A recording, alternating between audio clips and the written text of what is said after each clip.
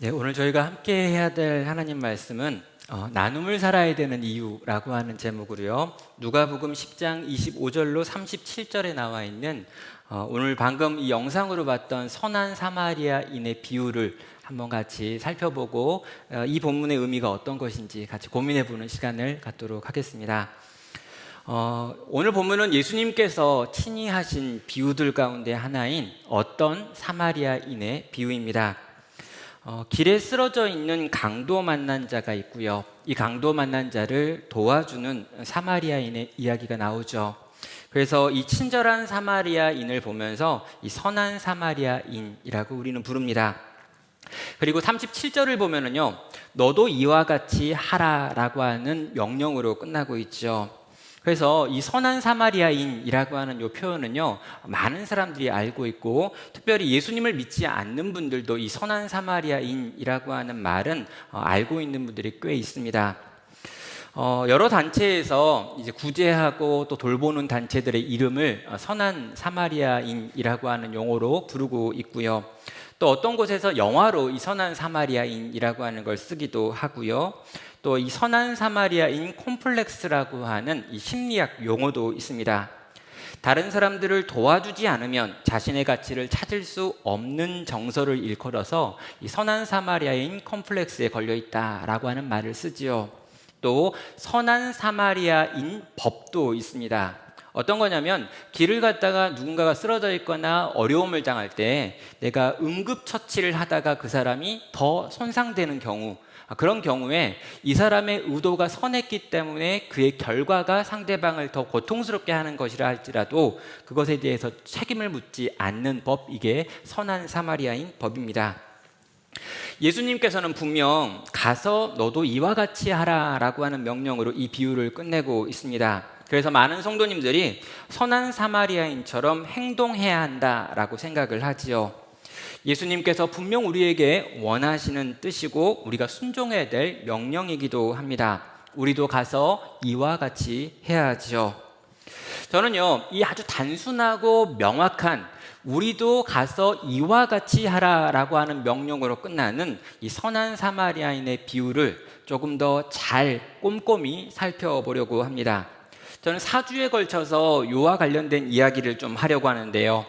하나님께서는 우리의 행동하는 것뿐만 아니라 우리가 이렇게 행동할 때 그 행동의 동기가 무엇인지도 묻기 때문입니다. 우리가 가서 이와 같이 해야 합니다. 선한 사마리아인이 누군가의 필요를 보고 그 필요를 돌보는 것처럼 그리스도인들도 다른 누군가들의 필요를 돌봐야 하지요. 그러나 우리가 왜 돌봐야 되는지, 그리고 우리가 그렇게 돌봐야 될 이유가 과연 어떤 것들인지에 대해서는 진지하게 물어봐야 한다는 것입니다. 왜냐하면 그리스도인이 아니라고 할지라도, 내가 예수를 믿지 않는다 할지라도 이런 종류의 선을 행하는 사람이 우리 주변에 많기 때문이죠. 가장 먼저 해결해야 될 문제는 뭐냐면요, 예수님께서 이 비유를 어떤 맥락에서 하고 계시는가를 살펴보는 것입니다. 예수님께서는 그냥 이 비유를 말씀하고 있는 것이 아니라 아주 특이한 대상이 아주 특이한 질문을 했기 때문에 그 질문에 대한 대답으로 이 비유를 들려주고 있기 때문이죠. 예수님에게 어떤 율법 교사가 찾아와 질문합니다. 어떻게 하면 영생을 얻을 수 있습니까? 라고 질문을 하죠. 그리고 그 어떻게 하면 영생을 얻을 수 있습니까? 라고 하는 질문에 대한 대답으로 오늘 이 선한 사마리아인의 비유를 들려주었습니다. 이 율법 교사는 영생의 문제를 물었는데 예수님께서는 우리가 익히 알고 있는 복음을 들려주지 않고 강도 만난 자를 도우라라고 명령하신 것입니다. 여러분, 왜 우리에게 예수님께서 영생에 대해서 알고 싶고 영원한 생명을 내가 갖고 싶다라고 말하는 이 율법 교사를 바라보면서 너는 강도 만난 자를 도와야 한다라고 말씀하고 있는 걸까요?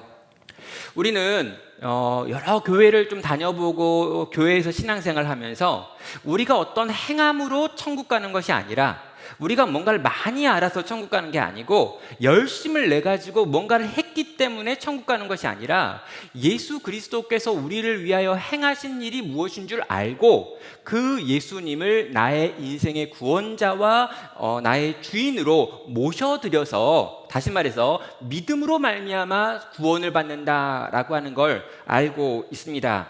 그런데 믿음으로 말미암아 얻는 구원, 은혜로 말미암아 얻는 구원에 대하여 가르쳐 주셔야 될 예수님께서 오늘 이 율법교사에게는요, 율법에 대해서 이야기하고 특별히 이 섬김과 구제와 나눔에 대해서 이야기한 다음에 너희도 이와 같이 하라라고 말하고 있기 때문에 왜인지 평소에 우리가 알고 있었던 그분과 다르게 말씀하고 있는 느낌을 받는 것입니다. 25절부터 28절에 있는 내용을 보면은요, 이 첫 번째 대화가 나와 있습니다. 어떤 율법교사가 일어나 예수를 시험하여 이르되 선생님, 내가 무엇을 하여야 영생을 얻으리이까? 예수께서 이르시되 율법에 무엇이라 기록되었으며 내가 어떻게 읽느냐? 대답하여 이르되 내 마음을 다하며 목숨을 다하며 힘을 다하며 뜻을 다하여 주 너의 하나님을 사랑하고 또한 내 이웃을 내 자신같이 사랑하라 하셨나이다. 예수께서 이르시되 너의 대답이 옳도다. 이를 행하라. 그러면 살리라 하시니. 자, 예수님께서 아마도 영생과 관련된 설교를 하고 계셨던 것 같습니다. 그리고 이 설교를 듣던 자리에 한 불순한 의도를 가진 율법 교사가 있었죠. 그 율법 교사가요, 예수님을 시험하기 위해서 일어나서 질문을 합니다. 영생을 얻는 방법이 무엇이냐라고 하는 질문이었죠. 선생님, 내가 무엇을 하여야 영생을 얻을 수 있겠습니까? 라고 하는 질문입니다. 예수님께서는 이 율법 교사가 삐딱한 의도를 가지고 나에게 묻고 있구나 라고 하는 걸 아셨죠. 그래서 곧바로 대답하지 않고 율법 교사에게 되묻고 계십니다. 너는 율법 교사가 아니냐? 네가 연구한 율법에는 영생을 얻는 방법을 뭐라고 말하느냐라고 지금 되묻습니다. 율법 교사는 이미 답을 가지고 있었죠. 신명기와 레위기에 근거한 대답입니다. 마음과 목숨과 힘과 뜻을 다하여 하나님을 사랑하고 이웃을 내 몸과 같이 사랑하는 것, 이게 모든 율법을 요약한 것이고 이 율법을 지키면 영생을 얻는다라고 저는 배웠고 연구했습니다 라고 대답을 합니다.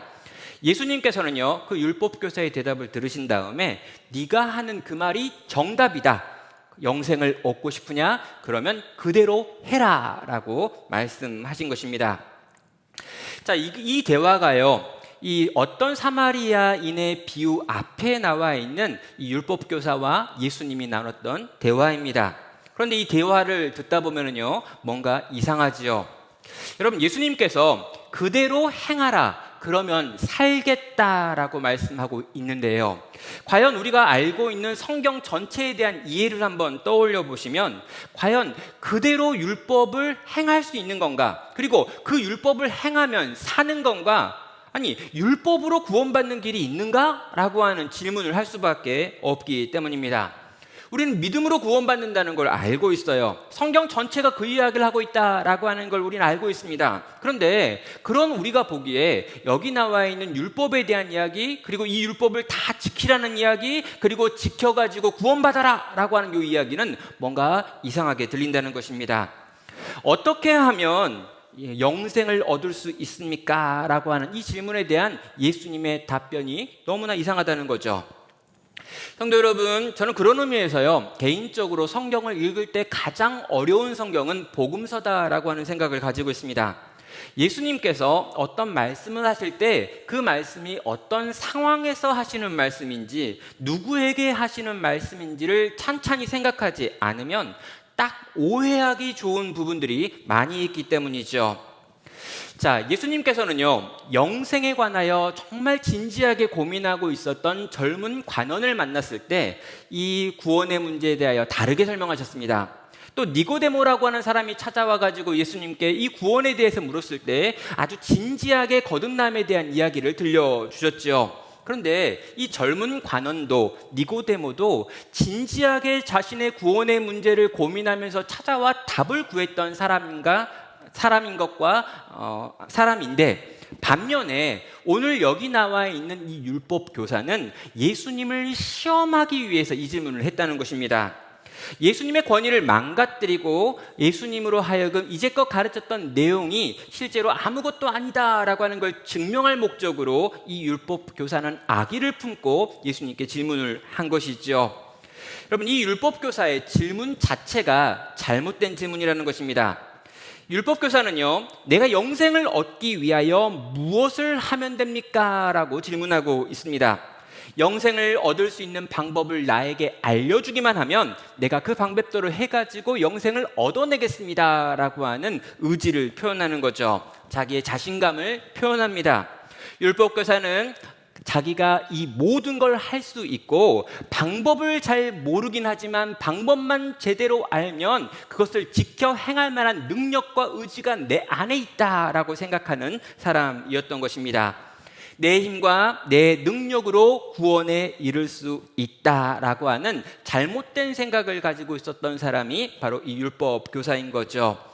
예수님께서는요, 이 악한 의도를 품고 있는 율법 교사도 사랑하셨습니다. 그래서 그에게 참된 영생의 길을 알려주려고 하셨죠. 그래서 율법 전체를 요약하면 과연 무엇이냐라고 질문을 하셨습니다. 율법 교사는 정리된 대답을 하지요. 하나님을 사랑하고 이웃을 사랑하는 것입니다 라고 말입니다. 여기에 나와 있는 사랑하고 또 사랑하는 것입니다 라고 할 때 이 사랑이라는 단어가 이 아가페라고 하는 단어로 쓰여지고 있습니다. 아무런 조건도 없이 하나님과 이웃을 사랑하는 것, 이것이 율법의 요약이다라고 말하는 거죠. 사랑하는 성도 여러분, 인간은 결코 조건 없이 누군가를 사랑하지 않습니다. 여러분, 하나님을 사랑할 때도 우리는 늘 조건을 달고 있고요, 내 옆에 있는 다른 사람들을 사랑할 때도 늘 조건을 가지고 있습니다. 심지어 가족을 사랑할 때도 그 가족 사랑에 뭔가 조건을 걸고 있지요. 여러분, 내가 누군가를 조건 없이 무조건적으로 사랑한다라고 하는 말은 보통 어려운 말이 아니라는 것이죠.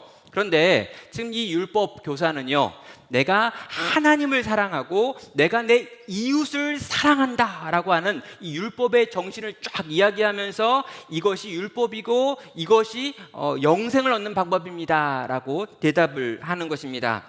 그리고 그의 의도는 무엇입니까? 내가 이런 율법을 지금까지 지켜왔고 이 율법을 가르치는 자며 내가 이 율법에 관하여서는 전문가고 이제껏 이건 해왔다라고 하는 전제를 이야기하는 거죠. 나는 율법을 지킬 수 있습니다 라고 하는 말이 그의 말 가운데 포함이 되어 있는 것입니다. 예수님께서는요, 이 율법교사가 가지고 있는 심각함이 어떤 것인 줄 알았습니다. 그래서 이 율법교사를 향해 너 자신을 좀 알아야 한다라고 하는 차원에서 그래, 너의 말이 옳도다, 이를 행하라, 그러면 살겠다라고 말씀을 하신 것이죠. 여러분, 우리가 글로 쓰여져 있기 때문에 요 느낌을 좀 살리지를 못하는 것 같습니다. 여러분, 예수님께서 이 율법교사가 대답하는 말을 듣고 제가 알고 있는 말로는 얼척이 없어 하셨던 것입니다. 그러니까 도대체 무슨 말인지 모르겠는 거예요. 율법교사가 기껏 율법을 열심히 연구해가지고 나온 결론이 이 율법에 있는 모든 내용을 다 지켜 행할 수 있는 능력이 내게 있다라고 하는 착각을 하다니 말도 안 된다라는 것이죠. 그래서 예수님이요, 지금 느낌을 살려가지고 이렇게 이 율법교사에게 말하는 겁니다. 오호, 잘 아네. 그럼 한번 해봐라 라고요. 야, 그런 사랑을 네가 할 수 있는지 한번 해봐. 그런 사랑을 할 수 있는 능력이 네 안에 있다면 당연히 영생을 얻을 수 있겠지. 아가페 사랑으로 하나님을 한번 사랑해봐라. 아가페 사랑으로 이웃을 한번 사랑해보렴. 만약에 네가 그렇게 할 수 있다면 너에게 당연히 영생이 있을 거야. 한번 해봐, 한번 살아봐, 살아낼 수 있는지 한번 보자 라고 하는 게 예수님께서 이 율법교사를 바라보고 하셨던 말씀의 내용인 것입니다. 성도 여러분, 이 율법교사가 정말 하나님의 말씀을 진지하게 연구했다면, 이 율법에 대하여 진지하게 그가 공부하는 사람이었다면 이 율법이 얼마나 어려운 것인지를 알았을 것입니다. 여러분, 하나님을 조건 없이 사랑한다는 이 아가페의 사랑이 얼마나 어려운 것인 줄, 그리고 내가 내 옆에 있는 사람들, 내 이웃을 사랑한다는 것이 얼마나 힘들고 어려운 일이고 실제로 불가능한 일이라는 걸 그는 알았을 수밖에 없다는 거죠. 여러분, 이 율법교사는요, 제대로 된 율법교사가 아니었던 것입니다. 우리의 모든 사랑은 다 필레오, 조건적인 사랑인 거지 어떤 사랑도 무조건적인 사랑일 수 없다라고 하는 걸 그는 전혀 알지 못하는, 율법조차도 제대로 모르는 사람이었던 것이죠. 성도 여러분, 율법을 요약해 놓은 이 27절의 말씀을 여러분은 진지하게 생각해 보셔야 합니다. 그리고 이 말씀 앞에 여러분은 자주 나아가야 되지요. 마음을 다하고 힘을 다하고 뜻을 다하여 여호와 하나님을 사랑하고 내 이웃을 내 몸과 같이 사랑하라 라고 하신 이 말씀을 가지고 정말 그 말씀을 눈앞에 써놓고요, 정말 내가 그럴 수 있는지 물어보셔야 한다는 것입니다. 우리는요, 그럴 수 있는 능력이 없습니다. 조건부로 모든 걸 사랑하고 있습니다. 조건 없이는 가족도 사랑할 수 없는 게 우리들입니다. 그런데 보이지 않는 하나님을 사랑한다고요? 내 옆에 있는 다른 이웃들을 사랑한다고요? 우리의 힘과 우리의 능력으로는 불가능하다는 거죠. 하나님께서 우리 가운데 이 율법을 주신 가장 큰 이유는 뭐냐면, 이 율법 앞에 서가지고 그렇습니다, 나는 하나님을 이렇게 사랑할 수가 없네요. 하나님, 나는 이웃을 이렇게 사랑하지 않습니다. 하나님이 내게 원하시는 것은 이것인데 이것을 지킬 만한 능력이 전혀 없는 것이 우리들이군요 라고 하는 걸 깨닫게 하시기 위하여 이 율법을 요약한 이 문장을 우리 앞에 두신 것입니다. 이 시간 이 율법 앞에서 우리는 절망해야 합니다. 이 율법을 유일하게 완성시킬 수 있는 주님을 향해 나아가야 되는 것이죠. 그리고 그 주님께서 우리로 하여금 이 율법을 완성하신 후에 이 완성된 율법을 우리에게 주시면서 새롭게 우리를 만들어내시기를 구하는 자리로 나가야 하는 것입니다. 자, 그런데요, 이 율법교사는요, 전혀 이것을 알아듣지 못했습니다. 율법을 행하라, 그러면 영생을 얻으리라 라고 말했더니, 이 말을 들은 이 율법교사가 하는 대답이 뭐냐면, 내가 정답을 말한 걸 가지고 이 젊은 스승이 이렇게 대답을 해주니까 기분이 좋은 겁니다. 그래서 두 번째 질문을 하지요. 29절입니다. 이 사람이 자기를 옳게 보이려고 예수께 여짜오되 그러면 내 이웃이 누구이니까? 라고 질문하고 있습니다. 예수님, 그러면 내 이웃은 누굽니까? 라고 하는 이 율법교사의 질문을 보면은요, 자기는 하나님을 사랑하고 내 이웃을 내 몸과 같이 사랑할 만한 능력이 내 안에 있다라고 하는 걸 확신하고 있다는 걸 보게 됩니다. 그에게 필요한 건 뭐냐면, 내 이웃이 어디까지입니까? 라고 하는 질문이에요. 누가 내 이웃인지 알기만 하면 내가 그 이웃에게 가서 아가페적인 사랑을 베풀어 가지고 그로 하여금 살리고 고치는 일을 하겠습니다 라고 하는 마음을 표현하는 것입니다.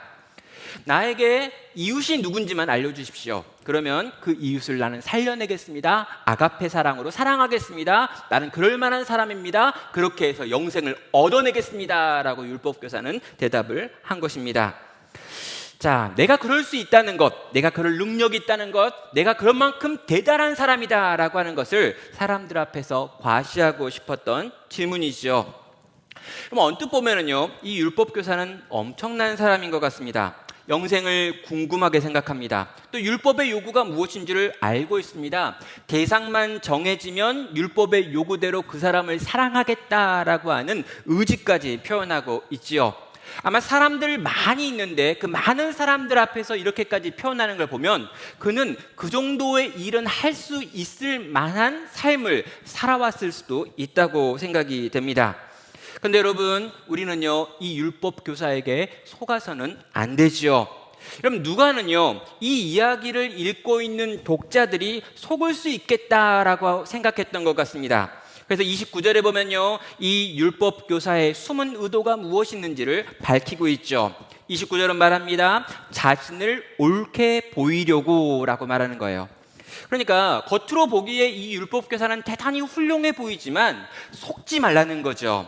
그가 이 모든 일을 하고 모든 말을 하는 이유는 자신을 옳게 보이려고 하는 의도 때문이었다라고 지금 성경이 우리 가운데 보여주고 있습니다. 동기가 잘못되었고 그러니 너희는 속아서는 안 된다는 거죠. 그럼 예수님께서는요, 이 율법교사의 속마음이 무엇인지 정확하게 아셨습니다. 너무나 많이 보이는 율법교사의 질문이었기 때문이죠. 그래서 율법 교사가 말하고 있는 그 이웃에 대하여 곧바로 알려주지 않고요. 오늘 본문에 나와 있는 이 비유를 들려주신 것입니다. 그럼 이 비유의 마지막에 율법사 스스로 자기가 했던 그 질문에 대답하게 만들고 있죠. 여기서 가장 중요한 부분이기 때문에 좀 정리가 필요한데요. 이 가장 중요한 질문과 그 질문에 대한 대답이 29절과 36절과 37절에 연달아 나오고 있기 때문입니다. 29절에 이런 질문이 있습니다. 예수께 여짜오되 그러면 내 이웃은 누구입니까? 라고 하는 질문이죠. 여러분, 이 질문 굉장히 중요한 질문입니다. 이게 율법교사가 예수님에게 했던 질문입니다. 이제 예수님께서 율법교사에게 답변을 하셔야 되죠. 그런데 답변을 좀 애매하게 합니다. 36절입니다. 너의 생각에는 이 세 사람 중에 누가 강도 만난 자의 이웃이 되겠느냐라고 묻고 있죠. 지금 이 누가 내 이웃입니까? 라고 질문했더니 예수님께서 누가 강도 만난 자의 이웃이 되겠느냐? 이 앞에 나와 있는 세 사람 중에 하나를 택하라 라고 이야기하는 거예요. 이 세 사람은요, 여기 바리새인이 있고요, 제사장이 있고요, 레위인이 있고요, 사마리아인이 있었습니다. 자, 37절에 보면 이제 대답을 해야 되는 거죠. 그래서 여기 나와 있는 이 율법교사가 대답을 합니다. 이르되 자비를 베푼 자입니다 라고 대답을 하는 거죠. 그러니까 내 이웃은 누구입니까? 라고 물어봤더니 지금 예수님께서 말을 물어가지고 다시 되물은 방식을 통해가지고 자비를 베푼 자입니다 라고 하는 대답을 끌어내고 있는 것입니다. 누가 내 이웃입니까? 라고 물어봤더니 36절에서 네 생각에는 도대체 누가 이웃이라고 생각하니? 라고 물었고요. 이 스스로 대답하기를 자비를 베푼 자가 이웃입니다 라고 답변을 하게 만들고 있는 것입니다. 그러면 여기 나와 있는 자비를 베푼 자는 누구일까요? 사마리아인이죠. 자, 율법교사는요, 자기가 나의 이웃이 누구입니까? 라고 하는 질문을 던졌는데 예수님께서 이 질문을 받아가지고 유도하신 답변이 뭐냐면 선한 사마리아인이 너의 이웃이다 라고 하는 답변을 만들어내고 있는 것이지요. 사랑하는 성도 여러분, 이 질문을 했던 율법교사는 예수님의 비유에 등장하는 인물들 가운데 그럼 누가 되는 걸까요? 자, 여러분, 선한 이웃이 있는데요, 이 이웃은 선한 사마리아인이었습니다. 그러면 내 이웃이 선한 사마리아인이라면 나는 이 이야기 속에 등장하는 인물들 가운데 누가 되는 거냐라고 질문하고 있는 것입니다. 여러분, 여기 나와 있는 이 율법교사, 바로 나는 이 본문에 나와 있는 비유 가운데 강도 만난 자가 되는 것이죠. 성도 여러분, 예수님께서는 율법교사와 대화를 통해서 율법교사를 바로 거기로 몰고 가신 것입니다. 지금 너는 멀쩡하게 서서 하나님의 율법을 연구하고 가르친다고 하고 있구나. 너 율법의 핵심을 알고 있단 말하며 심지어 그 율법을 지킬 수 있다고 말하는 자여, 너는 내 이웃이 누구인지 알기만 한다면 그 이웃에게 찾아가서 아가페를 할 수 있다고 자신하고 있구나. 너의 힘과 너의 능력과 너의 행함으로 영생을 살 수 있다고 여기는 자여, 너는 네가 누군지 모르는구나. 너는 지금 네가 강도 만난 자며 피 흘리고 죽어가며 거진 죽은 자의 모습으로 길바닥에 쓰러져 있는 존재라는 걸 모르고 있구나. 도무지 선을 행할 능력이 없는 자이며 아가페 사랑이랑은 무관한 자이며 가능성이 전혀 없는 하나님의 영원한 심판과 진노 아래 있는 자인 줄 모르고 있구나. 너는 네가 누군 줄 모르고 있기 때문에 그런 상태로는 도무지 구원에 들어갈 수 없다라고 하는 것을 이 비유를 통해서 지금 들려주고 있는 것입니다. 여러분, 우리는요, 이 선한 사마리아인의 비유를 처음 딱 접하면은요, 이 선한 사마리아인을 따라서 나도 선한 사마리아인이 돼서 나도 누군가를 도와야겠다라고 하는 생각을 너무나 자연스럽게 합니다.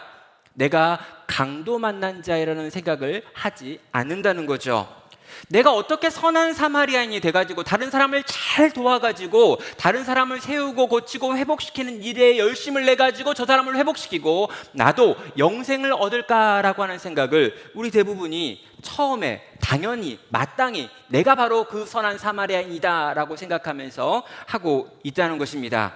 그런데 오늘 이 본문에서 가장 먼저 강조되는 건 뭐냐면 너는 선한 사마리아인이 아니고 저 여리고로 내려가는 길에 있는 그 길에 쓰러져 있는 강도 만나 죽어가고 있는 바로 그 사람이 바로 너야 라고 하는 이야기를 하고 있다는 것이죠. 그리고 그런 너를 제사장도 도울 수 없고 레위인도 도울 수 없는 그런 너를 선한 사마리아인으로 이 땅 가운데 찾아오신 참된 우리의 이웃이 되어주시는 예수 그리스도로 말미암아 나로 말미암아 살아나는 것이다 라고 하는 이야기를 이 비유를 통해서 들려주고 있는 것입니다. 성도 여러분, 한번 여러분은요 이 이야기를 들으면서 선한 사마리아인의 자리에 가지 마시고요 이제 강도 만난 자리에 가셔야 합니다. 그래가지고요 내가 그 강도 만난 자라고 생각하고요 요 비유를 처음부터 끝까지 읽어가시고 이 비유 가운데 경험되어지는 이 강도 만난 자가 느끼는 고통과 절망과 낙심을 맛보셔야 한다는 것입니다. 자, 우리가요 이스라엘에서 여리고로 내려가는 길에 서 있습니다. 이 길은 험하기로 유명한 내리막길이었습니다. 거기다가 이 길은요 사회적으로 버림당한 강도들이 자주 출몰하는 지역이었죠. 사람들은 대낮에만 길을 다녔고 그것도 여러 사람들이 모여가지고 함께 이 길을 걸었습니다.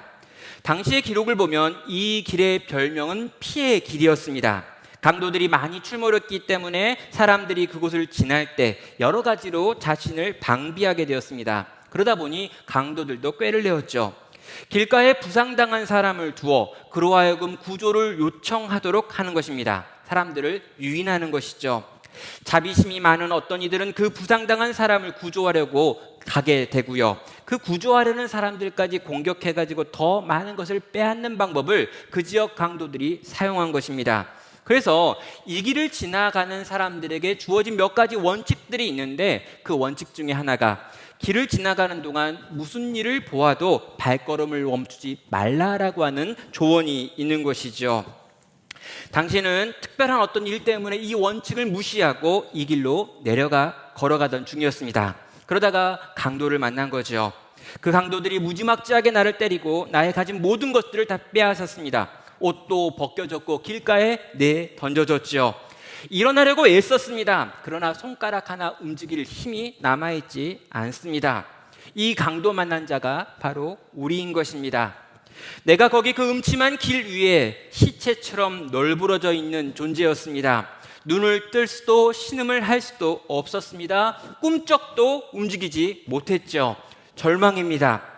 짐승들의 소리가 울립니다. 주위가 어둑어둑해져 갑니다. 그렇게 거기 죽어가고 있었습니다. 그때였습니다. 마침 그 길로 내려오는 사람의 발걸음 소리가 들립니다. 발소리를 듣고 힘겹게 눈을 떠서 그를 봤습니다. 제사장이었습니다. 그 제사장은 나와 눈을 마주쳤음에도 불구하고 급히 고개를 돌려서 자기의 길로 가버렸습니다. 그 길에 얼마 동안 더 있었더니 또 다른 발소리가 들려옵니다. 성전에서 봉사하고 있는 레위인이었죠. 이번에는 진짜 힘을 내어 내가 살아있다는 걸 표현하기 위하여 신음소리를 냈습니다. 레위인은 나를 봤습니다. 그러더니 뛰어 내달려 버렸습니다. 이제는 완전히 힘이 빠졌습니다. 이제는 그저 죽음이 찾아오기를 기다리고 있습니다. 짐승들에게 나의 마지막 생명이 앗아가기를 기다리고 있을 수밖에 없습니다. 그때 또다시 발소리가 들립니다. 이제는 기대하지 않습니다. 눈꺼풀을 들어올릴 힘도 신음을 낼 만한 힘도 의지도 남아있지 않습니다. 그런데 그 발소리가 나를 향해 점점 다가옵니다. 그리고 내 앞에서 멈췄습니다. 걱정에 가득한 다급한 목소리가 들립니다. 애써 눈을 떴습니다. 그곳에 바로 그가 있었습니다. 사마리아인들의 옷을 입고 있었고 사마리아의 사투리를 사용했습니다. 그런데 그가 나를 끌어안았습니다. 그리고 내 머리에 상처에 올리브 기름을 바르고 내 화상에 포도주를 아낌없이 쏟아 부었습니다. 자신의 옷을 찢어 내 깊은 출혈이 있는 부분을 싸매었고 그러더니 자기의 나귀에 나를 태웠습니다. 그는 걷고 나는 그의 나귀에 태워져 있습니다. 그는 나귀를 끌고 그 깊은 피의 길을 내려갔습니다. 그리고 그 길 끝에 있는 여관으로 데려가 나를 돌봐 주었지요. 그는 여관 주인에게 나를 돌보라고 2데나리온을 지급했습니다. 그리고 자신이 돌아올 때 추가되는 부비가 있다면 지불하겠다라고 하는 약속도 하고 어디론가를 떠나갔지요. 저는 여전히 몸을 움직일 수 없습니다. 침상에 눕혀져 있고 온몸에 붕대가 감겨져 있습니다. 아무것도 할 수 없습니다. 그러나 수많은 생각이 납니다. 그 두려웠던 피의 길 위에 강도와 길가에 던져져 있던 시간들이 기억납니다. 제사장을 보고 기대했던 것과 레인들을 보고 기대했던 그 기대가 떠오릅니다. 그들이 그냥 지나가 버릴 때 느꼈던 비참함도 기억납니다. 어둑어둑해지는 하늘을 보며 마지막 소망까지 버렸던 때가 기억납니다. 그리고 그 절망을 뚫고 걸어온 급한 발걸음 소리가 떠오릅니다. 그의 다급한 목소리가 생각납니다. 그가 내 몸에 부었던 올리브 기름의 향기와 포도주의 시원함이 생각납니다. 그가 나를 끌어안고 나와 그가 눈이 마주쳤던 것을 기억합니다. 그리고 그의 눈에 가득히 담겨있는 그 사랑이 생각납니다. 마지막 그가 떠나며 다시 돌아온다는 말을 저에게 했습니다. 모든 절망이 끊어진 자리에 찾아와 소망을 만들어낸 바로 그 사람의 뒷모습이 생각납니다. 그가 바로 나의 선한 이웃입니다. 그분이 내가 만난 예수 그리스도 바로 당신입니다. 성도 여러분, 이 이야기가 우리를 영생에 이르게 하는 이야기입니다. 이 이야기가 우리를 구원하는 복음입니다. 여러분, 선한 사마리아인의 비유에서 우리가 가장 먼저 발견해야 될 건 뭐냐면 우리가 강도 만난 자였는데 그 어떤 방법으로도 생명을 건질 수 있는 길이 없는 자들이었는데 그런 나에게 선한 사마리아인신 예수 그리스도께서 친히 찾아오셔서 나를 사망에서 건져내서 생명으로 옮기시는 위대한 구원의 역사를 행하셨다라고 하는 이야기인 거죠. 우리가 다 강도 만난 자였다라고 하는 말씀입니다. 우리가 스스로 강도 만난 자가 아니라 나는 선한 사마리아인이야. 나는 누군가를 도울 수 있어. 나는 율법이 말하는 조건들을 다 지켜 행할 만한 능력과 힘을 가진 사람이야. 내 주변에 연약한 사람이 누군지만 알려줘. 그럼 내가 도와줄게 라고 하는 생각을 가지고 있다면 우리는 예수님의 자리에 앉아 있는 사람들일 수 있는 것입니다. 사랑하는 성도 여러분, 강도 만난 이 사람, 바로 이 사람의 자리가 우리가 있었던 자리고 그런 자리에 있었던 나에게 찾아오시는 예수님이 오늘 본문에 나와 있는 이 어떤 사마리아인, 선한 사마리아인이었던 것이죠. 성도 여러분, 37절에서 이렇게 말합니다. 이르되 자비를 베푼 자이니이다. 예수께서 이르시되 가서 너도 이와 같이 하라 하시니라. 여러분, 우리는 이 이야기를 보면서 가장 먼저 이렇게 해석합니다. 자비를 베푼 자입니다 라고 하는 이 말을 들을 때 이 자비를 베푼 자가 사마리아인이라는 걸 알고 있습니다. 그리고 이 사마리아인이 예수님 자신을 언급하고 있는 내용이라는 걸 알고 있지요. 그렇다면 여러분, 예수님 자신이 자비를 베푼 자이다 라고 말할 때 이 자비를 누가 누리게 되는가 라고 하는 질문도 던져볼 수 있죠. 가서 너도 이와 같이 하라 라고 하시는 여기 나와 있는 이 이와 같이라고 하는 것을 우리는 선한 사마리아인이신 예수 그리스도처럼 살아야 된다, 선한 사마리아인과 같은 일들을 해야 한다라고 곧바로 적용하는 것입니다.